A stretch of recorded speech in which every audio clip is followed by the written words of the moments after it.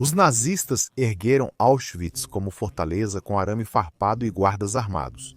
Eles não esperavam que ninguém escapasse, muito menos que resistisse. No outono de 1944 surgia uma rede secreta. No campo, prisioneiros trocavam mensagens codificadas, contrabandeavam pólvora em grãos e faziam facas de metal, preparando-se para a rebelião final. O plano era ousado. Os prisioneiros explodiriam os crematórios e romperiam as cercas. Assim, um grupo de combatentes enfrentaria os nazistas, dando tempo para outros prisioneiros fugirem. Os arquitetos do plano sabiam que as chances estavam contra eles. Eles eram prisioneiros desnutridos do campo de extermínio mais temido, enfrentando o poder nazista, com alguns grãos de pólvora e um punhado de facas improvisadas. Eles sabiam que era improvável que sobrevivessem e que, se sobrevivessem, suas punições seriam agonizantes. Como um grupo de prisioneiros famintos organizou um levante em Auschwitz?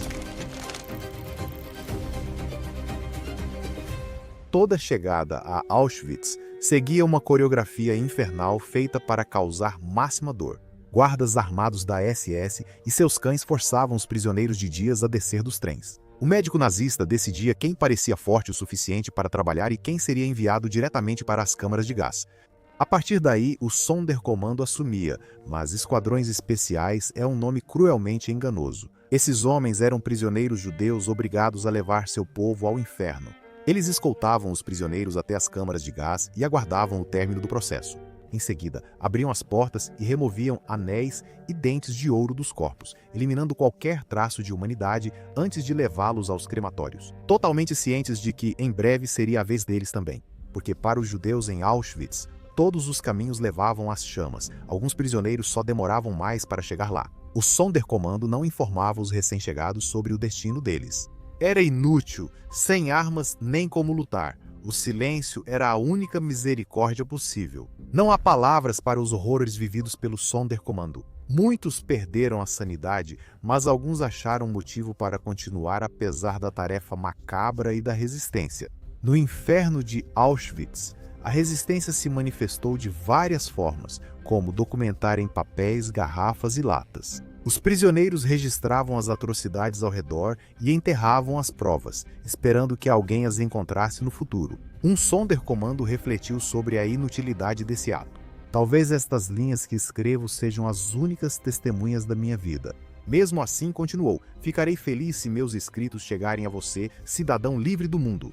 Era uma esperança tênue para depositar o futuro, mas essas esperanças tênues eram tudo o que havia. O Sonderkommando tinha esperança e queria resistir. Do outro lado do arame farpado, a resistência polonesa conseguiu estabelecer escolas clandestinas, jornais, tribunais, serviços sociais, um parlamento secreto e até mesmo uma ala militar.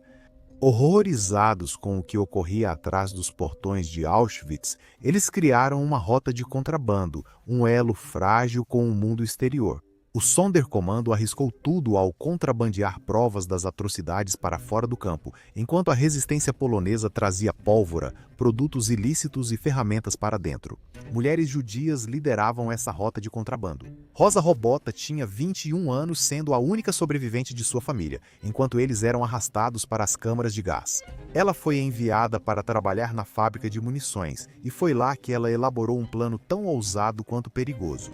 Ela persuadiu suas colegas de prisão a contrabandear pólvora, um punhado por vez. 20 mulheres corajosas responderam ao chamado de Rosa. Elas recolhiam pólvora em segredo, guardando-a em trapos, roupas, barras e recipientes pequenos. Depois, elas entregavam esse precioso contrabando ao Sonderkommando, fingindo serem amigas íntimas ou até amantes para disfarçar a troca.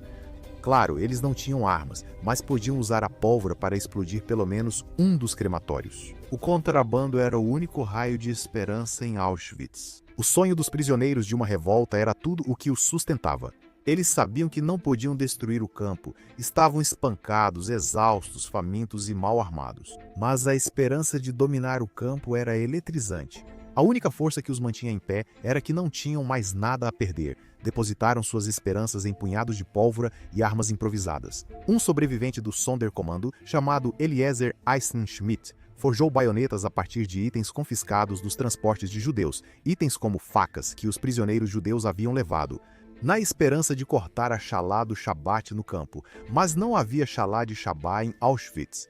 Assim, esses itens sagrados foram derretidos e viraram armas, simbolizando a resistência judaica.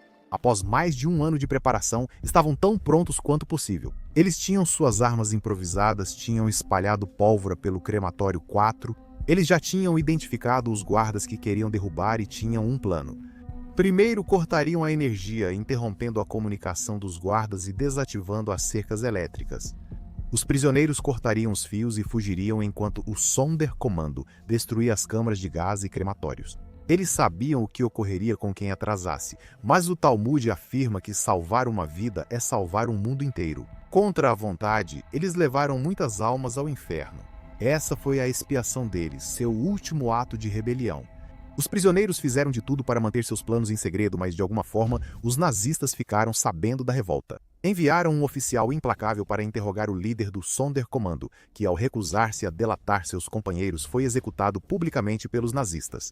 Um aviso? Então identificaram outros 100 homens para as câmaras de gás. Se o Sonderkommando quisesse impedir esse transporte, era agora ou nunca. Em 7 de outubro de 1944, poucas horas antes de 100 homens serem levados às câmaras de gás, o Sonderkommando entrou em ação, incendiando vários crematórios. A pólvora, armazenada dentro da parede do crematório 4, provocou um incêndio intenso e o prédio desabou. Único crematório destruído no Holocausto? Com o crematório em chamas, prisioneiros fizeram buracos na cerca e alguns fugiram para a floresta. Durante todo o tempo, o Sonderkommando lutou contra seus guardas com tudo o que tinham: punhos, facas improvisadas e a fúria ardente de pessoas. Sem nada a perder, eles conseguiram eliminar 3 guardas e ferir outros 10.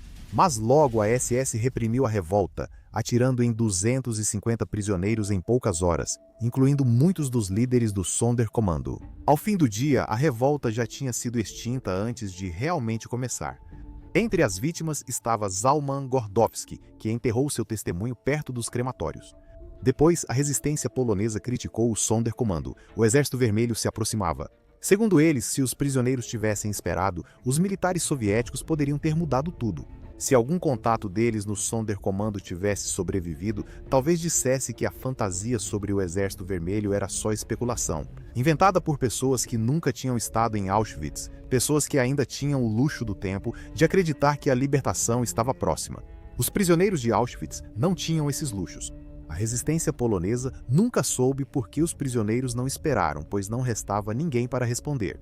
A SS fez de tudo para identificar os líderes e, mesmo após semanas de interrogatórios e abusos, os prisioneiros se recusaram a falar. Os nazistas tinham tirado tudo deles, tudo o que lhes restava eram suas almas. Se tivessem que ir para a cova, fariam isso com honra e desafio. Quando o carrasco pôs a corda em seu pescoço, Rosa Robota gritou à multidão: "Irmãs, vingança!" Um último ato de resistência de quem se recusou a ser derrotada, mas já não havia mais ânimo para a revolta. Entre os prisioneiros de Auschwitz, a vingança era apenas uma fantasia distante. O preço era alto demais, então Auschwitz continuou exterminando judeus e emitindo fumaça. O Exército Vermelho chegou em janeiro de 1945, quando restavam só 60 Sonderkommando vivos. Como seus irmãos mortos que ocultaram provas dos crimes nazistas, aguardando uma testemunha. Eles tornaram isso sua missão, relatar ao mundo o que viveram, disse o sobrevivente Shlomo. Venezia se tornou um autor renomado, presença constante na televisão em escolas e consultor do filme A Vida é Bela. O levante de Auschwitz é menos comentado do que a revolta do gueto de Varsóvia ou a resistência dos irmãos Bielski. Essa rebelião foi um fracasso, ou será que não? Os Sonderkommando não eram ingênuos? Eles sabiam que dificilmente sobreviveriam ao levante, mas esse nunca foi o objetivo deles. A resistência era um lembrete de que uma chama interior arde dentro de todos nós, e mesmo no inferno é impossível apagá-la. Como o jovem Sonderkommando Zalman Gradowski escreveu para seu público hipotético antes que o levante tirasse sua vida: "Talvez uma centelha do meu fogo interior se acenda em você, e você realize ao menos parte do desejo de nossa vida.